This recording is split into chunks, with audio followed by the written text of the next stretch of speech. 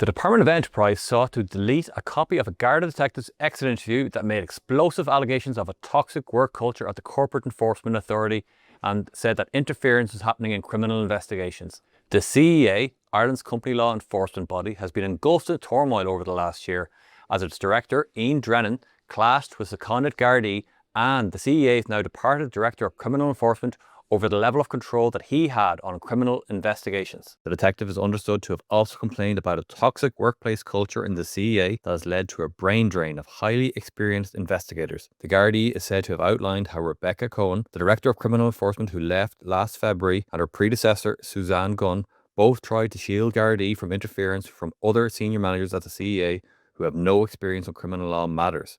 A source who has seen the detective's exit interview said the Garda complained about criminal investigations stalling due to the CEA refusing to recruit Garda inspectors who are required to act as lead investigators on serious cases.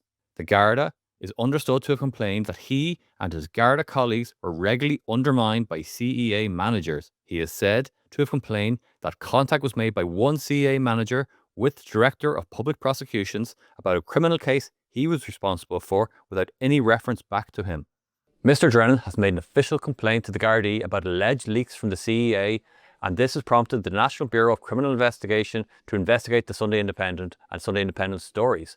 The Sunday Independent has told the NBCI that it will not comment on any question relating to its sources. A Freedom of Information response from the Department of Enterprise, which oversees and funds the CEA, shows that on June 26, the detective who wrote the explosive exit interview sent a copy of his exit interview to the department. The Garda said that he was sending the document in the context of the cultural audit that the CEA announced it was carrying out of its staff. The CEA liaison officer in the department wrote back to the Garda to say that the department was not involved in carrying out the audit and she had been told that it would only survey existing staff. She asked the Garda for permission to delete his interview on the basis that the department did not have a legitimate purpose to retain it under GDPR, the data protection law. The Garda said he did not give his permission for the department to delete his record. He said he hoped it would assist the department. He hoped it would provide context and possibly contrast to the final results of the culture audit being carried out on existing CEA staff.